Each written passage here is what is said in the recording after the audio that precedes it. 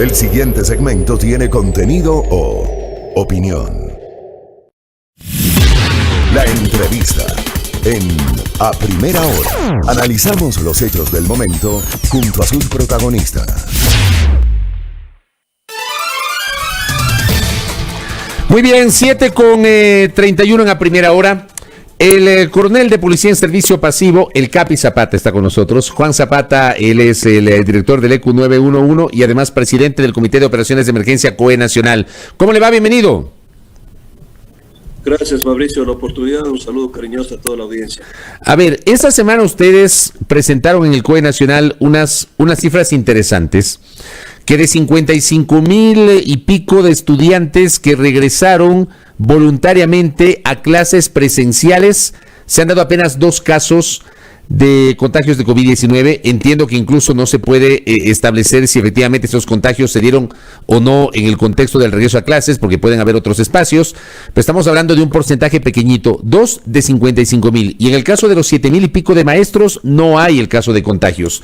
Me parece que son unas cifras interesantes, pero le pregunto a usted, coronel Zapata, si como se lo ha presentado no podría generar una falsa sensación de que las cosas están pasando, ya pasaron. Quisiera escucharle un comentario sobre eso. Hola, Fabricio. También hay que sumar a esto las 34 universidades, ¿no? Las 34 universidades, 0 casos en docentes y en estudiantes. Quizás el mensaje que tenemos que decir es que cuando se hacen las cosas con protocolos, cuando se hacen las cosas con evaluación, con seguimiento sanitario y sobre todo cuando se hace con responsabilidad, las cosas funcionan. Lo que nosotros nos preocupa, Fabricio, son las aglomeraciones, son estas fiestas que vemos que también están al alza, porque si bien es cierto hay datos positivos, el tema de que, por ejemplo, el número de contagios nos haya bajado un 20%, la positividad bajó del 41% al 19%, el exceso de mortalidad, recordarán, Fabricio, en abril era el 118%, en mayo bajó al 92% y en junio estamos en el 29%. Es decir, son datos sumamente importantes, pero más aún, yo siempre me refiero a un tema, Fabricio, que era el contundente de establecer y lo que nos indicó el registro civil. Recuerden ustedes que el 20 de mayo nosotros presentamos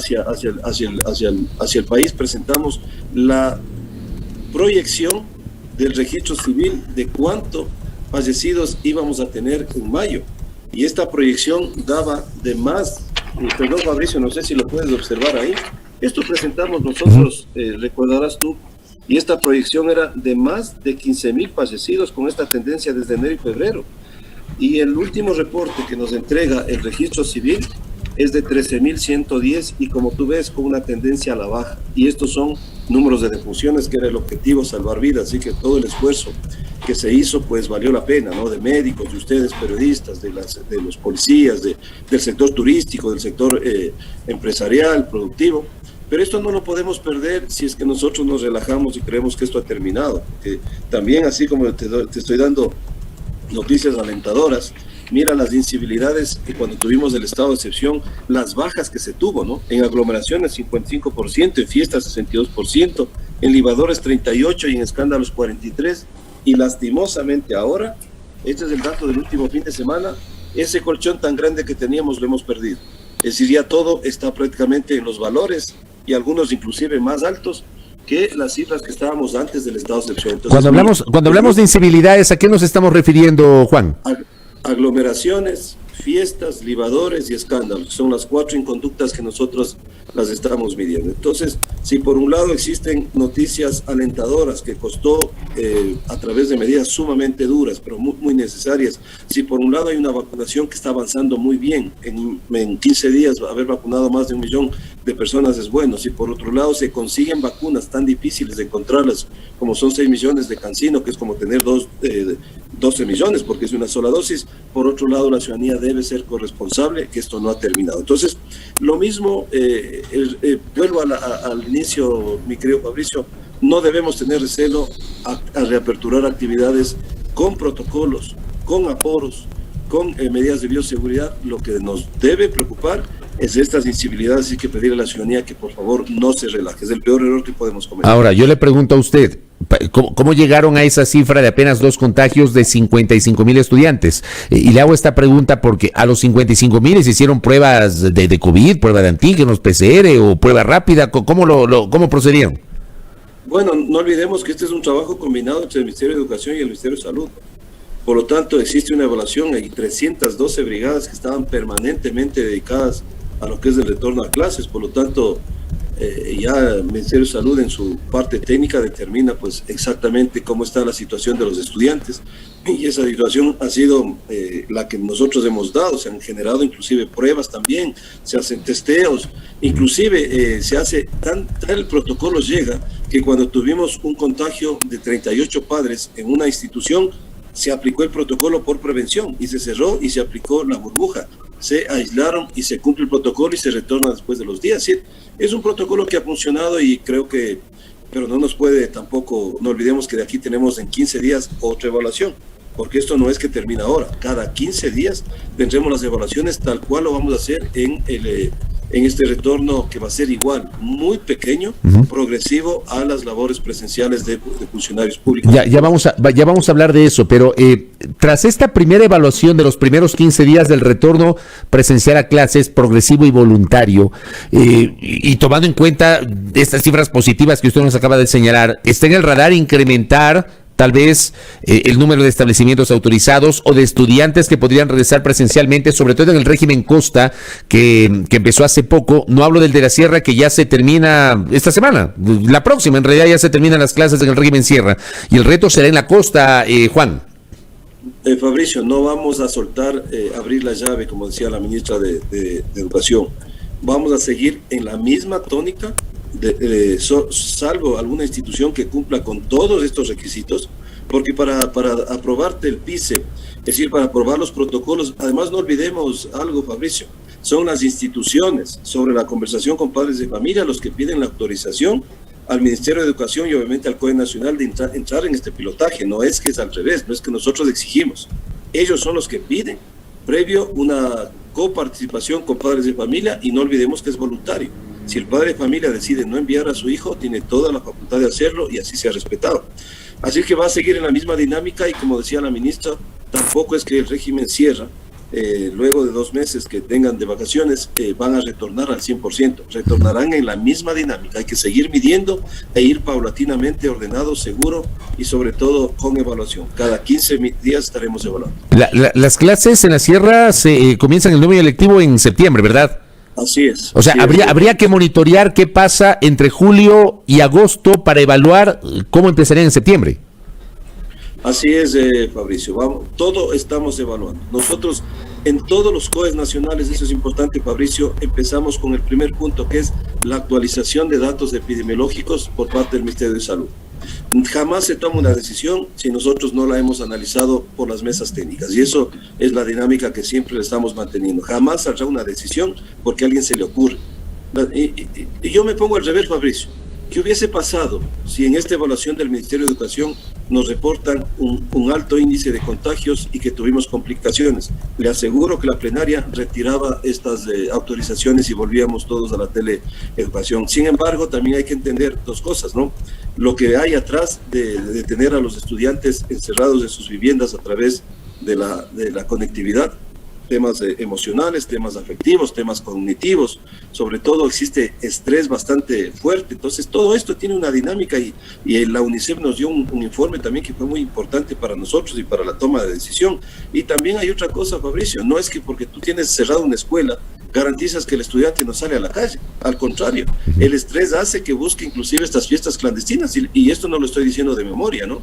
Es porque hemos analizado la violencia intrafamiliar, inclusive los niños han sido frutos de violencia. Es decir, todo, por eso pido yo, siempre insisto, ¿no?, que nos permitan hacer estas reaperturas, pero sobre todo con los números que están adecuados. Incivilidades nos tiene que bajar, el número de alza está muy preocupante. Mira lo que ocurrió en Otavalo, me parece. Con el Inti Raymi, ¿no? En una situación tan compleja. Entendemos las tradiciones, las respetamos. Yo mismo vengo de una provincia, mi querido Fabricio, pero en estos momentos, ¿ustedes creen que esto es indispensable hacerlo? Y en 15 días vamos a evaluar la provincia y vamos a ver que vamos a tener novedades, porque esto no hay ninguna ciencia. Si generamos aglomeraciones masivas sin medidas de bioseguridad con alcohol, obviamente que vamos a tener consecuencias en 15 días. Entonces, esas son las cosas que les pedimos a la ciudadanía, que entiendan que la crisis no ha terminado, que seguimos tener que seguirnos cuidando y sobre todo no relajar medidas, desde el peor error que podemos cometer. Estamos conversando con el coronel Juan Zapata, él es el presidente del Comité de Operaciones de Emergencia COE Nacional. Estamos ya enlazados con Majestad Televisión también en Santo Domingo de los Áchilas, gracias a nuestra audiencia allá en Santo Domingo que se conectan al desarrollo de nuestro programa a primera hora por la señal de Majestad Radio. A ver, dejemos el tema de las clases, hablemos del retorno progresivo a trabajar. ¿Cómo se va a dar? Porque será en una semana, el próximo jueves 1 de julio, se dará en teoría este retorno progresivo. ¿Va a ser voluntario? ¿Qué tipo de protocolos se van a aplicar, coronel Zapata? Fabricio, igualmente, estamos cruzando varios índices, varios indicadores. Nosotros estableció el Ministerio de Salud que hoy a las 3 de la tarde en la plenaria del COE nos presentarán justamente con el Ministerio de Trabajo. Estos indicadores reflejan ¿a qué? A número de contagios, a número de fallecidos, a exceso de mortalidad, porcentaje de vacunación, presencia de la variante, tasa de reproducción, incivilidades y capacidad hospitalaria. Estas ponderaciones establecen un número que establecen una semaforización, es decir, las provincias que estén más altas estarán en rojo, las provincias que estén en una mejor condición en amarillo, las que estén en las mejores condiciones estarán en verde. Quizás de acuerdo a estos indicadores, Galápagos será una de las pocas provincias que estará quizás en estas condiciones. Y de ahí se establece el porcentaje de trabajadores que incorporarán y que será mínimo. A lo mejor, no me adelanto, pero nosotros siempre hemos escuchado la parte técnica, capaz que haya una provincia que de acuerdo a sus indicadores tenga que continuar como está. Es decir, no es que vamos a volver el 100% de los funcionarios. Hay que coordinar también esta diferenciación de horarios por el tema de transporte público, que ningún GAT pudo cumplir esta cuantificación oferta-demanda de aforos al 50%.